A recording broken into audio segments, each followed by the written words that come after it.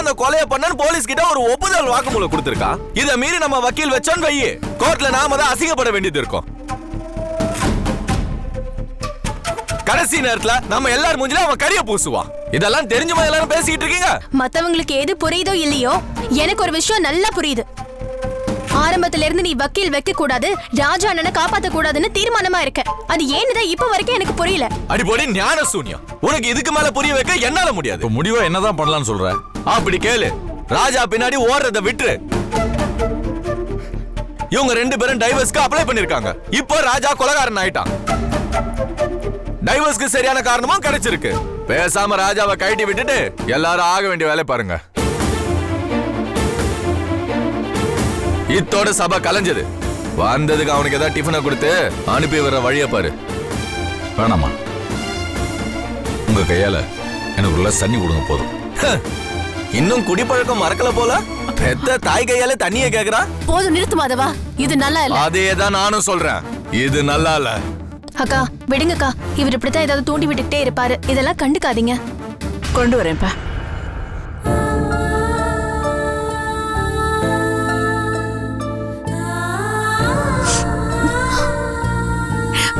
திவ்யா, நீ ஏதோ மன உளைச்சல்ல இருக்க. அதனாலதான் வக்கீல் வேணான்னு சொல்றேன். கொஞ்ச நாள் கழிச்சு உன் மனசு மாறும். அப்போ வக்கீல் வைக்கலான்னு தோணும். அப்படி தோணும் போது என்னை கூப்பிட தயங்காத. என்னை கூப்பிடு, நான் உடனே வக்கீல் வைக்கிறேன். கால அவகாசம் எடுத்துக்க. அதுக்காக ரொம்ப நாள் எடுத்துக்காத.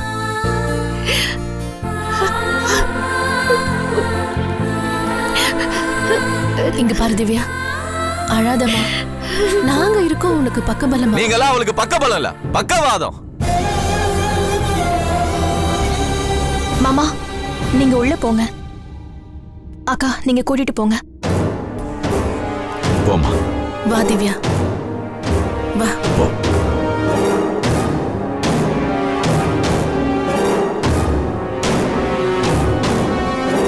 ஆச்சு, அவ்வளவுதான். கூட பிறந்ததுக்காக ஒரு தடவை துக்கம் விசாரிச்சுட்டு போயிட்டான். இனிமேல் இவ கேட்டு போனா அவனுக்கு என்ன? மாதவா, ஆக்சுவலா எனக்கு ஒரு சந்தேகம். அதுக்கு முன்னாடி எனக்கு ஒரு சந்தேகம் இருக்கு. என்ன? உனக்கு ஒரு வாய் தானே? இல்ல ஏன் கேக்குறேன்னா, அவங்க இருக்கும்போது ஒரு மாதிரி பேசுற, என்கிட்ட வேற மாதிரி பேசுற. ஆனா ஒண்ணு, ஒரு நாள் நீ என்கிட்ட செம்மையா அடி வாங்க போற.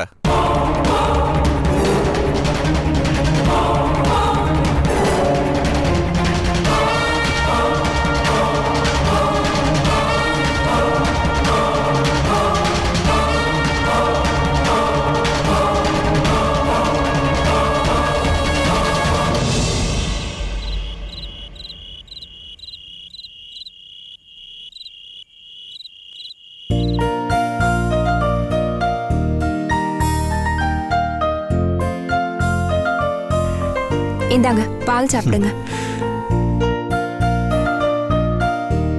சூடா இருக்கு. காயத்ரி, நம்ம சில சமயம் தேவையில்லாம அடம் பிடிக்கிறோமான்னு தோணுது. ஏன் அப்படி சொல்றீங்க? பேசாம உங்க அக்கா கையிலே சாப்பிடலாம்ல. தேவையில்ல. ஒரு இண்டக்ஷன் ஸ்டவ் வாங்கி வச்சிருக்கேன்.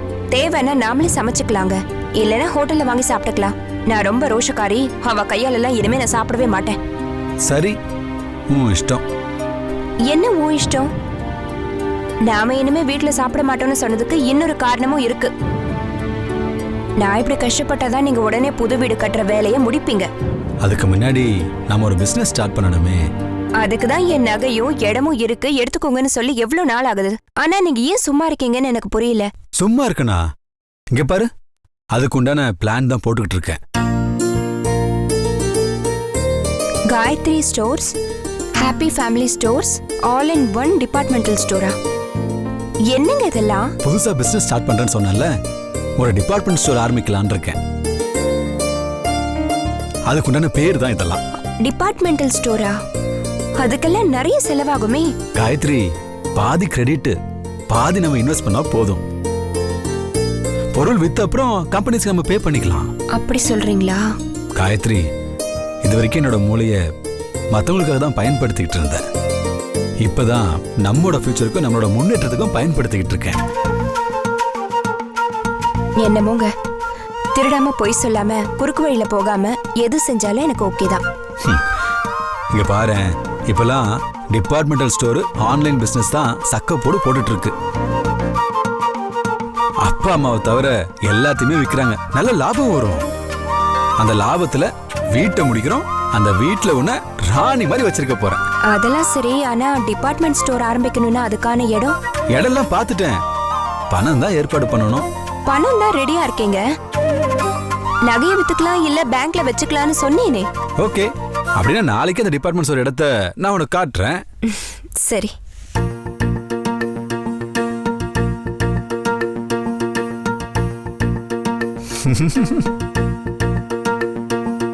எதுக்கு இந்த சிரிப்பு இப்போ? ஏன் தெரியாதா உனக்கு?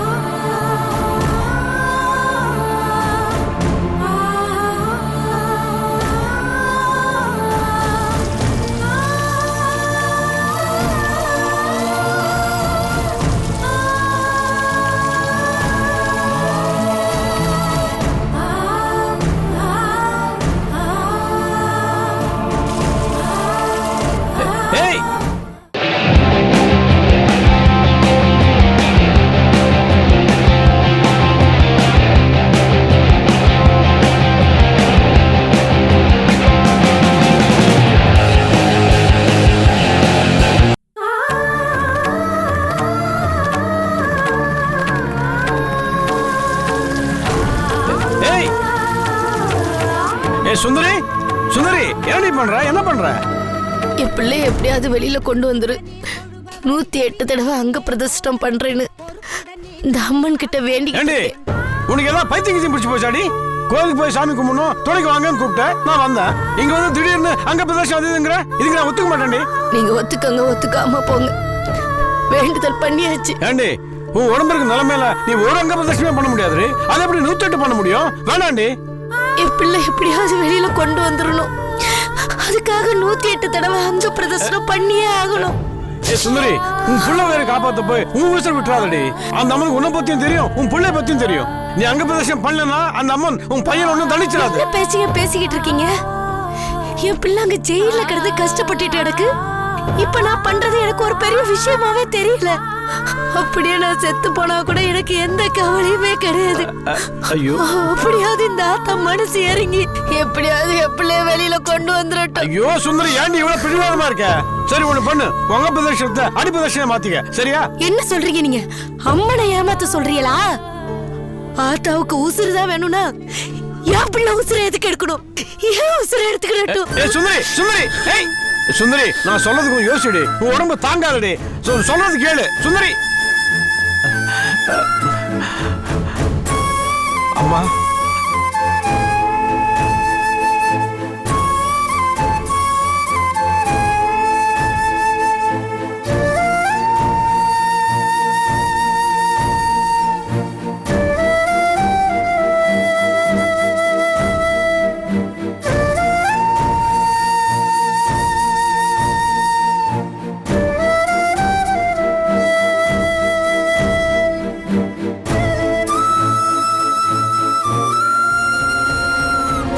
சுந்தரி,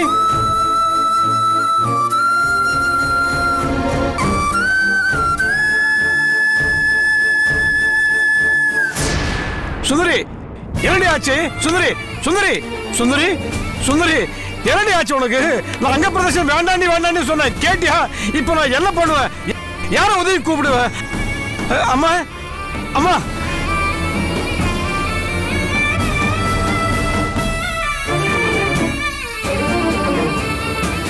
அம்மா, அம்மா, திவ்யா, நீயா? என்ன மாமா என்னாச்சு? அங்க பிரவேசம் பண்ண போய் உங்க அத்தை மயக்கம் போட்டா. வந்து பாருமா. ஐயோ அத்தை. ஐயோ சுந்தரி சுந்தரி சுந்தரி ஐயோ என்னமாச்சு? கொஞ்சம் உதவி பண்ணுமா. சார் நீங்க போய் கொஞ்சம் தள்ளி கொண்டு வாங்க. கொண்டு வரேன். சுந்தரி என்னாச்சு? சுந்தரி அத்தை.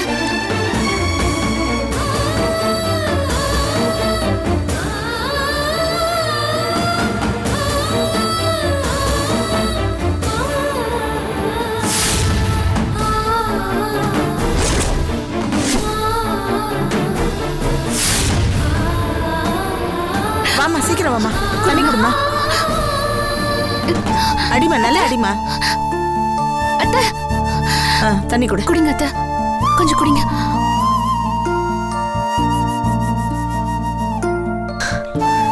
ரொம்ப சந்தோஷமா. போயிட்டு வாங்க. ரொம்ப சந்தோஷம். அத்தை இன்னும் கொஞ்சம் தண்ணி குடிங்க. தண்ணி குடி. இந்தாங்க.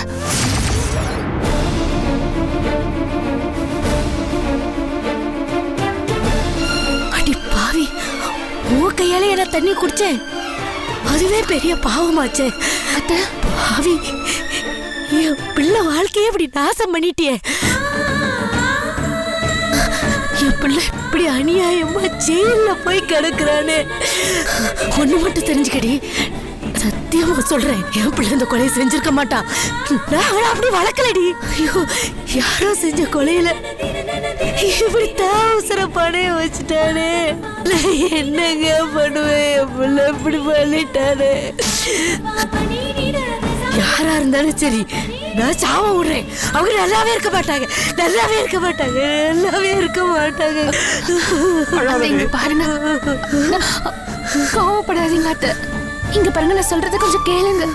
அவர் நிரபராதி. அவரு கண்டிப்பா வெளியில வந்துருவாரு. அவர் இந்த பழிப்பாவத்துல இருந்து வெளியில வந்துடணும்னுதான் நானும் இந்த அம்மன் கோயிலுக்கு தினமும் வந்து விளக்கேத்துறேன். என்னோட வேண்டுதலும் உங்களோட வேண்டுதலும் ஒண்ணுதான். யாராவது ஒருத்தர் வேண்டுதலை நிறைவேற்றினா போதும் அத்தை. நீங்க இப்படி உடம்ப போட்டு வரத்துக்காதீங்க, கோவப்படாதீங்க அத்தை. நல்ல கேளுமா, நல்ல கேளு. 108 அங்க பிரதேசமா. இவன் உடம்பு தாங்குமா? கேளுமா. இவ்வளவு கடுமையான வேண்டுதல் ஏன் அத்தை? உங்க புள்ள நிரபராதி தான். அதுக்காக தானே நம்ம 2 பேருமே போராடுறோம். எதுக்கு நமக்குள்ள இப்படி சண்டை போட்டுக்கணும்? செய்யறதெல்லாம் செஞ்சுட்டு இப்ப ஒண்ணும் தெரியாத மாதிரி நடிக்கிறியா?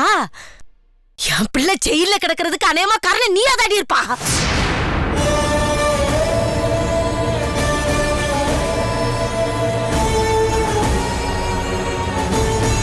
சுந்தரி, நீங்க சும்மா இருங்க. உனக்கு தாலி கட்டின நேரத்துல இருந்து ஒவ்வொரு நிமிஷமும் என் பிள்ளைய போட்டு இப்படி துடிக்க வச்சுட்டேடி. உன் கூட வாழ்றதை விட ஜெயில இருக்கிறதே மேலன்னு வாழ்க்கையை வெறுத்து ஜெயிலுக்கு போயிட்டாண்டி அவன். அதனாலதான் யாரோ செஞ்ச கொலை எப்படி தான் மேல தூக்கி போட்டுட்டு போயிட்டாண்டி. என் பிள்ளை ஜெயிலுக்கு போறதுக்கு காரணம் நீதான். என் குடும்பம் இப்படி நலிஞ்சு போறதுக்கு காரணம் நீதான். நீ என்கிட்ட பேசாத. தள்ளிப்பாடி தள்ளிப்பாடி. அவளை தள்ளி போச்சுங்க முதல்ல. அவளை தள்ளி போச்சுங்க முதல்ல. ஐயோ நீ சும்மா போச்சுங்கப்பா, போச்சுங்க போ. நீங்க என் மேல கோவப்பட்டாலும் பரவாயில்ல, என்னை எவ்வளவு திட்டினாலும் பரவாயில்ல. நான் சொல்ற விஷயத்த மட்டும் கொஞ்சம் கேளுங்க. ராஜாவை நான் நிச்சயமா காப்பாத்துவேன். அவர் தண்டனையை அனுபவிக்க நான் விட மாட்டேன். என் வயித்துல இருக்கிற குழந்தை பிறக்கணுங்கிறதுக்காக தான் நான் காத்துட்டு இருக்கேன். இந்த குழந்தை பிறந்த உடனே உங்க கையில கொடுத்துட்டு அந்த பழிய நான் ஏத்துக்கிட்டு நான் ஜெயிலுக்கு போறேன்.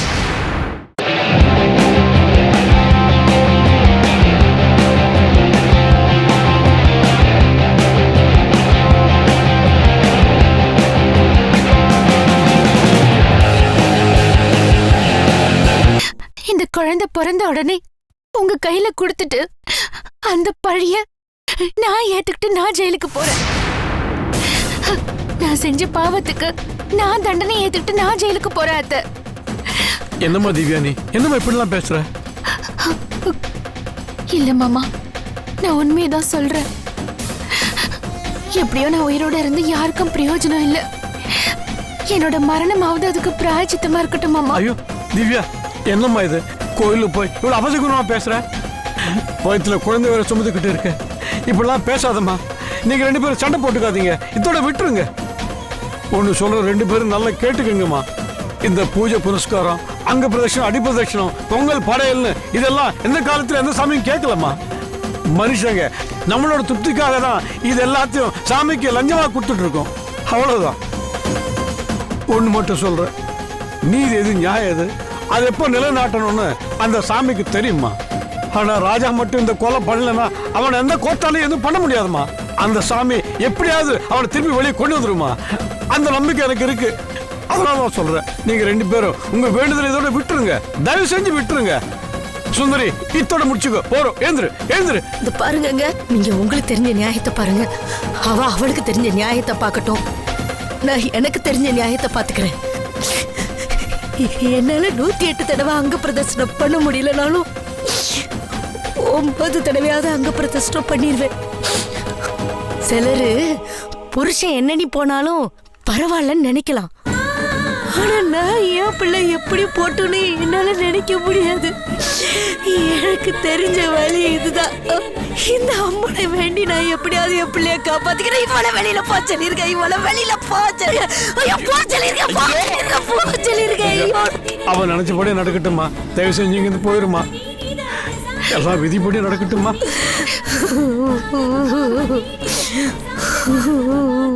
வரேம்மா.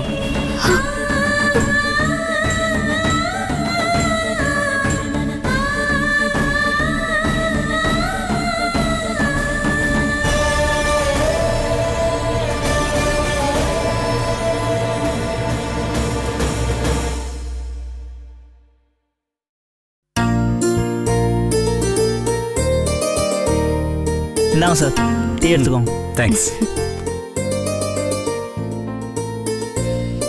ஏங்க, நாம இப்போ ஒரு இடத்த பார்த்துட்டு வந்தோம் இல்லையா, அந்த ஓனர் என்ன ரியல் எஸ்டேட் பண்ணிட்டு இருக்காரா? இப்போ நம்ம பார்த்துட்டு வந்த இடத்துல ஏற்கனவே ஒரு டிபார்ட்மெண்டல் ஸ்டோர் இருந்துச்சு. அப்படியா? நல்லா தான் போயிட்டு இருந்துச்சு. ஆனா என்ன ரீசன் தெரியல, திடீர்னு க்ளோஸ் பண்ணிட்டாங்க. நம்ம லக்கு, இன்னும் அந்த இடத்த யாரும் புக் பண்ணல. நம்ம மட்டும் ஒரு டிபார்ட்மெண்டல் ஸ்டோர் அங்க வச்சோம்னா வியாபாரம் பிச்சுக்கும், காசு அள்ளிடலாம். ஏன்னா இது மோஸ்ட் டெவலப்பிங் ஏரியா. இந்த இடத்துல இன்னும் யாரும் டிபார்ட்மெண்டல் ஸ்டோர்லாம் ஆரம்பிக்கல. காயத்ரி, கடைக்கு உன் பேர் தான் வைக்க போறேன்.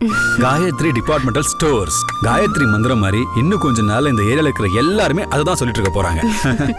என்ன, 5 லட்ச ரூபாய் அட்வான்ஸ் கொடுக்கணும், 2 லட்ச ரூபாய் இன்டீரியர்ஸ்க்கும் ராக்ஸுக்கும், இன்னும் 2 லட்ச ரூபாய் சரக்கு வாங்குறதுக்கு, 1 லட்ச ரூபாய் பப்ளிசிட்டி, மெயின்டெனன்ஸ், கம்ப்யூட்டர்ஸ் வாங்குறதுக்கு, ஒரு 10 லட்ச ரூபாய் செலவாகும். சரிங்க சார்.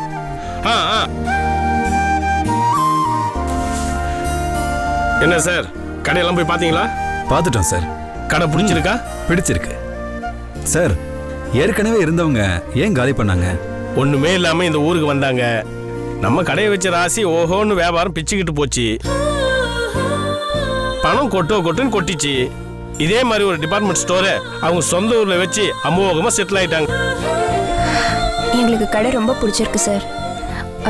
ரொம்ப மெயினான ஏரியா மாதிரி தான் தெரியுது. ஆமாங்க மேடம், நல்ல டெவலப்மெண்ட் ஏரியா. அங்க ஒரு சிபிஎஸ்இ ஸ்கூல் வரப்போகுது. அந்த ஸ்கூல் மட்டும் வந்துச்சுன்னா அந்த ஏரியாவோட லேண்டோட ரேட்டு எக்கச்சக்கமா ஏறிடும். அப்புறம் அங்க ஒரு கடையோட வாடகை கூட கிடைக்காதுங்க மேடம். அட்வான்ஸ் வாடகை எல்லாம் ஏற்கனவே சொன்னதுங்க மேடம். 6 லட்ச ரூபாய் அட்வான்ஸ், 60,000 ரூபாய் வாடகை. சார், 50,000 ரூபாய் வாடகை, 5 லட்சம் தான் அட்வான்ஸ் சொன்னீங்க. சார், டெபாசிட் கொடுத்தீங்கன்னா அது பாட்டுக்கு இருந்துட்டு போகுது. உங்க பணம் தானே சார். போகும்போது திருப்பி வாங்கிட்டு போறீங்க. திரும்ப போகும்போது வட்டி போட்டு கொடுப்பீங்களா சார்? நல்லா பேசுறீங்க மேடம். சார், 5 லட்ச ரூபாய் அட்வான்ஸ் வச்சிங்க, நிறைய செலவு இருக்கு சார். சரி, உங்களுக்காக கம்மி பண்ணிக்கிறேன். சரி சார், இன்னைக்கு நாள் நல்லா இருக்கு. ஒரு டோக்கன் அட்வான்ஸ் 1,001 ரூபாய் வச்சுக்கோங்க. இந்தாங்க. Thanks madam. ஒரு 10,000 ரூபாய் கொடுத்திருந்தா நல்லா இருக்கும் சார். 2 நாள் ஆகும் சார், அதுக்கப்புறம் முழு பணத்தையும் கொடுத்துடுறோம். அதான் சரிங்க மேடம், அப்படியே செய்யுங்க. இது வெறும் டோக்கன் அட்வான்ஸ் தானே. அக்ரிமெண்ட் எல்லாம் அடிக்க சொல்லிடலாமா? கண்டிப்பா போட்டுடலாம் சார். அங்க முதல்ல போட்டிருக்க டூலெட் போர்டெல்லாம் எடுத்துருங்க. ஓகேங்க மேடம், இப்போ நம்ம ஆளுங்கிட்ட சொல்லி எடுத்து சொல்லிடுறேன் மேடம். சரிங்க சார். சந்தோஷம். வாங்க வாங்க. வரோம். ஸ்டோருக்கு ஓனர் ஆயிட்டேன். சரி, கிளம்பலாம்.